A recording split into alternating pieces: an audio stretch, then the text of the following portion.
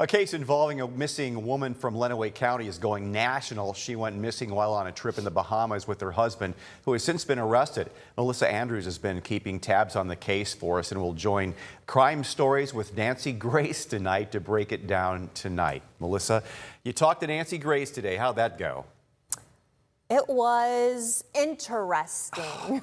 I would say she's exactly who you think she is. The show is on YouTube now, not on a network. Yeah, and we'll talk about that in a minute, but we need to talk about this arrest that happened last night with Brian Hooker. He is the husband of Lynette Hooker. The couple's from Onstead. They've been married about 25 years, and they live this nomadic lifestyle now, boating. They bought a boat, and they live in the Bahamas. Well, Saturday night, they were on this dinghy that they take to kind of tool around the Bahamas aside from their sailboat, and Brian says that they hit some rough water, and Lynette fell overboard. Now, a lot of people, including Lynette's grown daughter, are questioning this story. And as we've been digging into this, we found that there's a pretty volatile history between them.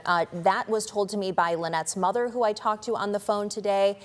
She said that Brian emotionally and physically abused Lynette.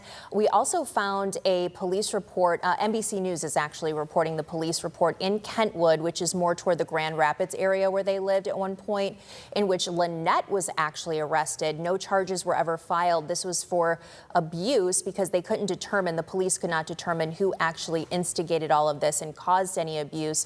There's also an allegation by Lynette's daughter that Brian has a history of choking Lynette and one of his biological children. We did confirm through court records that he was acquitted by a jury in 2006 of child abuse. They've been pretty upfront too, they do a lot of videos, things Yes. like that on social media, try to get attention. Now this, within 24 hours of this incident happening, the daughter was going on national news saying Raising her stepdad was. But wouldn't you too? I mean, if your parent was lost at sea, I mean, that's a tale as old as time. Someone falls overboard, or someone is taking a picture. The suspect is always the husband. Hey, honey, step back, let me take that picture. Yeah. So that's a tale as old as time, and rightfully so. Her antenna went up. She obviously had more information than the media did when she said she wanted that full investigation. So now he's arrested, not yet charged. We do have a clip right now of a preview of my appearance on Nancy Grace tonight. WTOL 11, the husband says she was not wearing a PFD, personal flotation device. Yeah, that's right. And I think that's really, Nancy, why a lot of people are questioning his story and have questioned his story, because why would she not be wearing a personal flotation device or a life vest out in the open ocean, especially when Brian said at the time those waters were rough?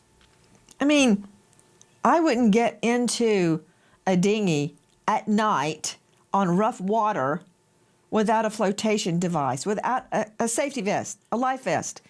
Myself, much less, I wouldn't let my husband do it, even if he wanted to, or my children. So if she didn't have on a life vest, why didn't he insist? I'm just very curious, because Melissa Andrews, they were both veteran boaters. They have boated, they have dived all over the world. And you have to wear your life vest. It was quite an experience. Also on the episode tonight, she's got a boating expert to talk about that pull switch, that kill switch, I guess, on the dinghy.